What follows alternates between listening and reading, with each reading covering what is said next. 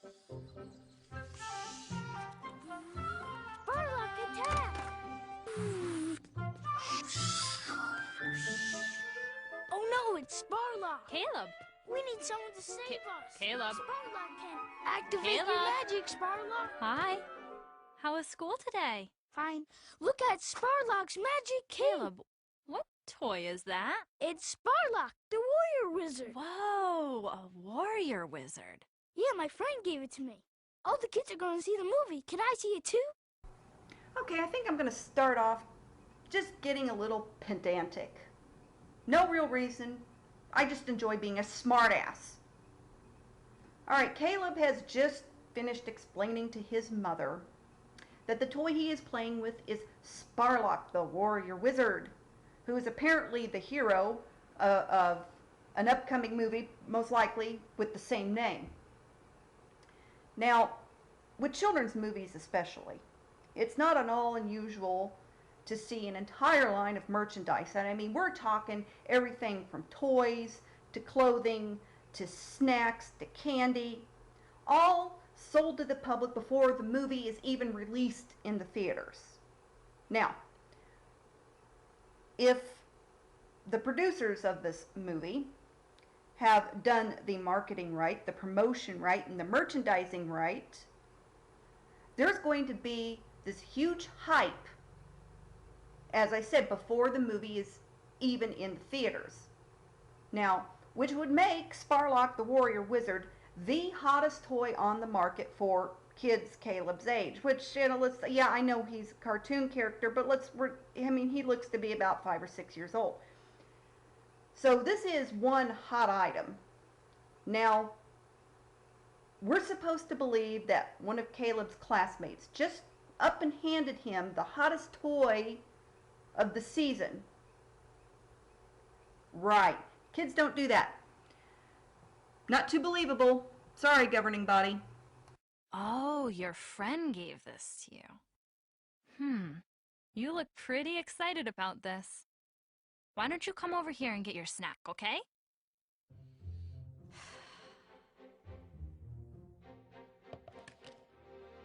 Is this toy magical? Mm-hmm. Okay, define magic. Seriously, we're not given a definition here. Magic could refer to lots of different things. Sleight of hand, for one. A lot of performers who incorporate sleight of hand tricks in their act they refer to themselves as magicians. Are they doing magic? Or maybe we're talking about Mr. Clean Magic Eraser. Now, see, I use these things. I quite like them. They're good for removing smudges from the walls and whatnot. Are those magic? Or are we talking about, let's say, a set of actions that a person performs that achieve results that are considered beyond the realm of human capability? Now, that's probably what they're going with here, but we don't know this for sure. So, by that definition, then everything that God does is magic, because it's actions and that produce results that are beyond human capability. Or maybe God just really hates magic erasers for smudges on the walls. I mean, we just don't know these things. Caleb, who likes magic? Jehova or Satan? Satan. Right. Magic is bad. That's why Jehova hates it. Because God, the ultimate being in all of existence, hates a quarter pound of purple plastic.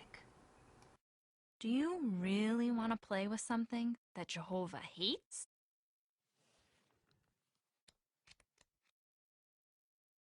Do you remember who we learned about at family worship? Oh, hold on a second here. Hold on a second. Did you catch that? Okay, so we're talking about God, right? You want to know what God loves, what God hates, and what God does with his spare time on a Saturday night, you would assume that you would go to the Bible. So what's Mom here doing referencing a Wathctower publication instead of, you know, the Bible. Huh? Food for thought. Who is this? Adam and Eve. Right. Did they obey Jehovah? No, they disobeyed Jehovah, and he got very sad. Well, to split hairs, it didn't make him sad per se. It made him disproportionately pissed off. I mean, we're talking throwing the first two human beings in all of existence out of the Garden of Eden and then cursing humanity down through the millennia until it gets to the point where he decides that we have paid with enough pain and suffering and a Lovecraftian level of horror the price of a stolen piece of fruit. So what if you disobey Jehovah and play with toys he doesn't like? Do you think Jehovah will be happy or sad? Sad. Yeah. Do you want Jehovah to be sad? No!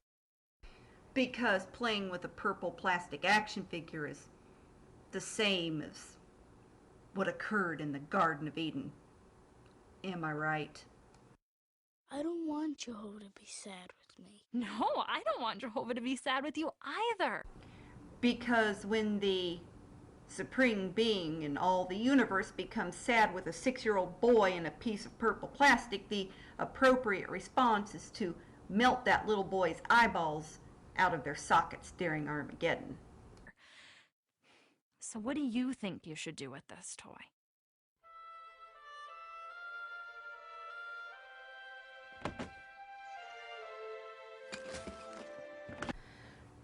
Yep. This seems accurate. See, when you're a child of Jehovah's Witnesses, you learn early on, usually about Caleb's age or sometimes younger, that most anything enjoyable or that gives you joy or that encourages you to use your imagination is displeasing to God, who apparently is so sensitive that he is deeply wounded that you would even take a liking to it in the first fucking place. And usually after a long and drawn out and very painful dog and pony show by your parental units and maybe a trusted elder or two, you were made to feel lower than worm shit for being a kid who enjoyed playing with a plastic toy.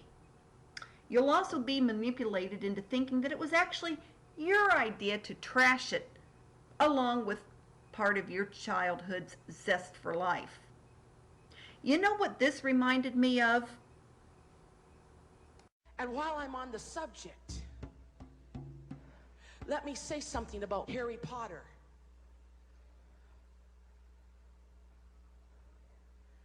Warlocks are enemies of God. And I don't care what kind of hero they are. They're an enemy of God. And had it been in the Old Testament, Harry Potter would have been put to death.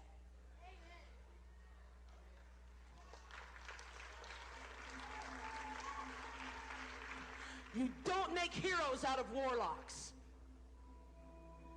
This is a generation that's going to stand for purity and righteousness and holiness, and you're going to serve the Lord all the days of your life.